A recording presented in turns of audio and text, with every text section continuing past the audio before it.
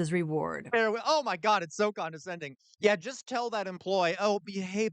I took the risks. I'm sorry you can't feed your child. I'm sorry you can't get a treat. You can't get treatment. For that Crohn's disease you've had your whole life. I'm sorry, I'm just the one that took the risk, buddy. You just need to buck up and take some more risks with the capital you don't have. And if you like my content, you become a member for as little as 99 cents a month by clicking the join button below the video. I also, if you can go to the description beneath the video, you'll see I also have a Twitch page. You can go subscribe to me there if you'd like. And if you're not following me already, please follow me. What we're going to react to now is a PragerU video. I've reacted to many PragerU videos. PragerU is a right-wing, basically outlet that publishes quote unquote educational material that's basically propaganda. The Trump administration has been pushing PragerU to be taught in schools. A lot of, especially red states, have started using PragerU, mandating the use of PragerU videos in classrooms. The Trump administration is also considering replacing PBS programming with PragerU. This video we're going to be reacting to is called There's No Reward Without Risk. It was published not too long ago. It's 5 minutes long. Let's see what they have to say. I'm not sure what it's going to be about, so we'll see what they have to say. And here we go. A cashier at a local burger joint may make $20 an hour, but the owner of the burger shop chain may make hundreds of thousands or even millions of dollars. Is that fair? Absolutely. Why? Because of the concepts of risk and reward. Risk and reward are fundamental. I'm trying to avoid pausing this too quickly. So the issue here saying that okay. We have to understand. So the basis of the economic system is the idea that that person who owns the business, the reason they're making so much money is because they are not paying their employees the value of their labor. Okay, so if they paid that employee who is making $20 an hour the actual value of their labor, that employee would be being paid a lot more money. Okay, but in order for that person at the top to make the money, excuse me, to make the money they're making, they have to purposely not pay the person below them the amount that they're worth. So automatically, in my opinion, that is not fair. She is using the talking point here of risk versus reward. Well, we'll see what they have to say. To navigating the world, from economics, business, and government to the choices we make in our own lives. Those choices all depend on how we assess risk and reward. We understand Mm, rewards, but what about risk? Simply put, it is the likelihood of something turning out worse than expected, plus the chance of that something worse actually happening. Now, when you think of taking a risk, you might think okay. of an activity like jumping out of an airplane. You must evaluate the amount and scope of risk involved. Maybe your parachute doesn't open. In fact, 1 out of every 400,000 making a jump are killed. Okay. Against the Well, what's potential benefits, the rush of flying through the open air, the bragging rights afterwards, and so on. Risk versus reward. Maybe you want to invest in the stock of a company that has developed an okay? I'm very confused. Okay, they're about to talk about stocks, but what does the jumping out of the airplane have to do with the wage difference between the owner of the shop and the employee? Okay. exciting new technology. You risk your hard earned money hoping the stock doubles or triples. But no one knows whether this new technology will catch on. You could easily lose your entire investment. Risk Yeah. versus reward. Yeah. What? Say you want to start your own business. You're willing to put your time and money into this venture to make it work. You may be even willing to mortgage your house to finance the startup costs. That's taking Uh, on a lot of risk. But you love the idea of being your own boss. And if the business succeeds like you hope, you might make a lot of money. Risk versus reward. okay. So I see where they're going with this. They're saying that like business owners who make a lot more money than their employees, okay, the reason they are wealthier is because they've taken a risk. So that's all well and good. Okay, it's not true, but okay, it's all well and good. We have to look at this systemically, do we not? If you already have a lot of money, it's going to be the risk that you take is not going to be nearly as risky. You can still fail and still have enough money to survive, right? Is that employee who is only making $20 an hour and is barely above water going to be able to take the same quote unquote risks that someone who has inherited wealth is going to be able to take? No. There's also because if they fail, then they don't get to eat and they don't have a home. We could also talk about not only that, but knowledge, access to knowledge, right? It is much easier to start a business or like start an enterprise if you have access to knowledge that allows you to do those things, right? If you've been to, for example, I don't know, business school, or if you're a chemist and you know how to create some sort of new chemical reaction, and a large number of people, due to socioeconomic status, cannot get that education to begin with. So they're not. We're not all starting on a level playing field to begin with. Not to mention, folks, only a certain number of people. Okay, if everyone takes a risk, the majority of people will still fail. So if you're saying that,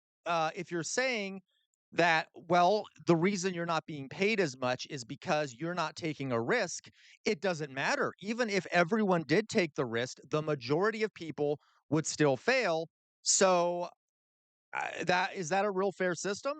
Is that a fair system? Reaping rewards sounds great. So, why doesn't everyone take on the risks to get them? Sometimes the risks don't justify the payoff. Other times, people are afraid of taking too many risks or don't know how to evaluate the risks. It makes them uneasy. It's not a criticism, it's just reality. Oh, no, it is a criticism. She's implying that people that don't take the risks, those dirty peasants those dirty peasants down at the bottom, are they're just cowardly, and they're scared and they don't want to take the risks. They're being lazy. That guy making $20 an hour, he really ought to just take some risks. Yeah, he might not have the capital he needs to do that. He might not be able to get a loan from the bank. He might be afraid that if he can't get that loan, or if he can't pay back that loan, he'll be thrown into poverty. Yeah, no, he's just lazy, right? He just doesn't want to take the risk. This is so condescending. I'm gonna lose my mind. And for being a channel that is always praising America and stuff, this is so degrading to like the majority of Americans, okay, who are not like super, super wealthy, rich people, okay? Anyway, Most people, for example, prefer the safety of getting a steady paycheck to the anxiety of making payroll. Some people okay, people prefer the people prefer the security of getting a steady paycheck. They make it seem like people want to just get the same steady paycheck over time. No. Okay. Yeah, people need a paycheck to survive, and a majority of people live paycheck to paycheck, which means that if they were to miss one paycheck, they would suddenly be underwater.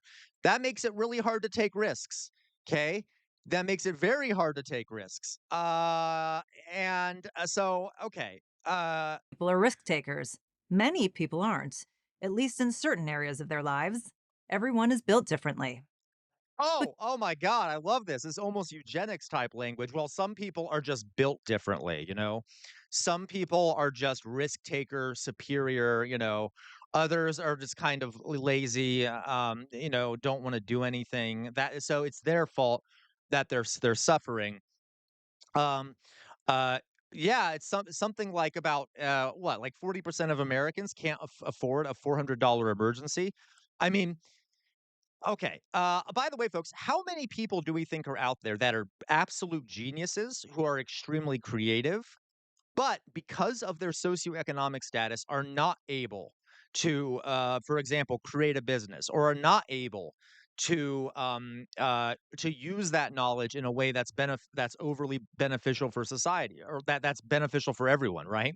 Because who knows? Because they live in poverty, because they have a chronic health condition that they can't afford to pay for, like. This way of thinking actually limits creativity and makes it so that people who might be risk takers, if you want to say that's a good thing, can't do what can't benefit everyone. Keep this in mind. If you work for a hamburger shop and you wonder why you aren't getting paid more, remember that the business owner is taking the risk. You get a Oh, I see. I see. Okay, so the reason you're not getting paid more is because the business owner is just better than you, right? And you're a little coward baby who isn't taking the risk, okay? It is not because the business owner is seeking to maximize their own profit at your expense, because that's the nature of capitalism. It is the fact that you are the business owner is better than you. So don't you dare criticize that business owner who won't increase your wages and who gives you a pizza party whenever you meet the quota you need to sell or whatever. Okay. All right. Okay. paycheck no matter if one customer or 1,000 customers come through the door. But the business owner risks losing everything. And for that risk, he gets the Wait a minute. Wait a minute. Okay. They make it seem like it's not an issue for the employee too if the business owner if the business fails. Okay. To me, that's kind of authoritarian. Why should a regular employee have to be thrown onto the street because the owner of their company is an incompetent fool who business fails, right? So the by the way, the employee is also taking the risk by signing on as an employee for a business because God knows they might need that paycheck to survive, like most Americans do. All right. opportunity. But, by the way, even though they are taking a risk, they don't own any of the company, right? All the damn so the person who's responsible for whether the business succeeds or fail is really not them, okay? It's someone else. Of reaping any rewards. Now, what if we take away the cost of failure? What if the payoff is guaranteed? What if those who take on the risk have nothing personally at stake and other people have to bear the costs of their risk taking? Oh, When that okay. happens, and it does, things get out of whack. Where does it happen? Tell Welcome us, I to that know. funhouse mirror known as big government. Okay, okay, okay. Folks, do we all know when the you know what? I need the jester hat for this. This is just this is too funny. Okay. Do we know what caused the financial crisis of the early 2000s? Uh, do we know what it was? What it was, folks, was the what it was big companies taking risks with our money, okay, our money, and then losing it all for us. And then guess who bailed them out? Guess who bailed them out? We did. We said to those big companies like Morgan Stanley, all those other companies, okay, we said to them, by the way, you can take as many risks as you want because the taxpayer will bail you out. Okay. So it's funny that they're only mentioning big government doing this when the biggest, most profitable corporations are subsidized by our taxes. And we protect them if they make incompetent mistakes. Okay. Do we get protected if they make incompetent mistakes? The answer is no, we do not. Here, the risk reward formula totally breaks down. When a member of Congress, the president, or other politicians take on debt, engage in wars, or make other legislation, the checks and balances of risk and reward are not there.